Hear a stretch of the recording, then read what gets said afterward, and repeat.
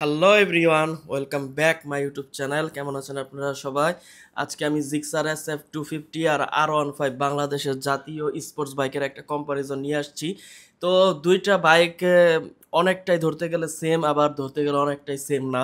দুইটা, একটা হচ্ছে একটা 250 সিসির বাইক, একটা হচ্ছে একটা 150 সিসির বাইক। কিন্তু একটা 250 সিসি বাইক হওয়ার পরেও ধরতে গেলে R15 এটাকে খেয়ে দিবে, বা টপ এন্ডে খেয়ে দিতে পারে বা নাও দিতে পারে, কারণ এটা টপ স্পিড ওঠে 154 কিলোমিটার/আওয়ার, 154তে লিমিটার এসে পড়ে। আর R15 160-এ লিমিটার আসে। তো R15-এর প্রাইস অনেক বেশি আর এটার প্রাইস অনেক কম। R15 আসে সিবিইউ আর এটা হচ্ছে সিকেডি। তো প্রাইসের একটা বিষয় হচ্ছে, এটা বর্তমানে হচ্ছে 4,30,000 টাকা, 4,50,000 ছিল, 20,000 টাকা ডিসকাউন্ট চলতেছে প্রায় 1.5 মাস যাবত। আর R15 এর প্রাইস শুরুই হয় হচ্ছে থেকে 6 লাখ টাকা থেকে। ইন্ডিয়ান ভার্সন আছে, ইন্দো ভার্সন আছে, আবার এম ভার্সন আছে। এম এর দাম তো 7.5 লাখ টাকা। অনেক প্রাইস। তো প্রাইস দিয়ে যদি আমরা বিবেচনা করি, অনেক অনেক মানে অনেক বেটার এটা কিনা। আমি এটা নিজেও কিনছি, যদি প্রাইস হিসাবে বিবেচনা করি। আমি R15 কিনতে চাইও কিনি নাই, কারণ R15 এর প্রাইস অনেকটাই বেশি পড়ে। হ্যাঁ, যদি জিক্সার SF 250 না থাকতো তাহলে আমি দেখা যেত ঘুরে ফিরে সেই R15 ভার্সন 4ই কিনতাম, ইন্দোটা। কারণ বাংলাদেশে বাইক নাই, খুব বেশি অ্যাভেলেবল বাইক নাই।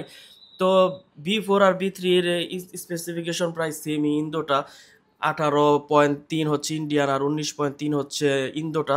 আর অপরদিকে জিক্সার হর্স পাওয়ার হচ্ছে 26.5। অনেক তফাৎ। আর বিশ্বাস করেন বন্ধুরা, টর্ক প্রচুর বেশি, প্রচুর। আমি তো চালাচ্ছি অনেক বেশি। আপনাদের যদি কোনো মানে স্পেসিফিক ব্র্যান্ড না লাগে, একদম প্রপার স্পোর্টস বাইক না লাগে, R15 তো একদম প্রপার স্পোর্টস বাইক, ওইটা চালাইতেও কষ্ট হয়। জিক্সার খুব কমফোর্টেবল একটা বাইক, অনেক ইজিলি চালাতে পারবেন। আর পুরা পাওয়ারের একদম পাওয়ার হাউস পাবেন বন্ধুরা। আপনারা যদি পাওয়ার চান, আমি এটা রিকমেন্ড করব যে আপনারা নিঃসন্দেহে চোখ বন্ধ করে জিক্সার SF 250-তে যান, যদি পাওয়ার চান। আবার টাকাও বাঁচবে, প্রাইসও অনেক কম। আর যদি আপনারা কোয়ালিটি চান, অনেক ভালো কোয়ালিটি প্রপার স্পোর্টস বাইক চান, R15 পাওয়ারও কম যদি চান, তাহলে আপনারা প্রায় 2.5 লাখ টাকা বেশি দিয়ে R15 নিতে পারেন। দুইটা বাইকই ভালো, দুইটা বাইকই জাপানিজ বাইক।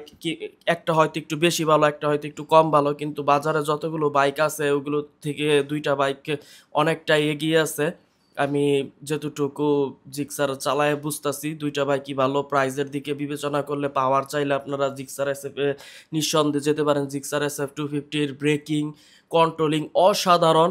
R15-এর ব্রেকিং এর থেকে জিক্সার SF 250-এর ব্রেকিং অনেক ভালো। R15-এরটাও ভালো, কিন্তু এটার থেকে ওইটার ব্রেকিং ভালো, যেহেতু ডিস্ক বড় তাই।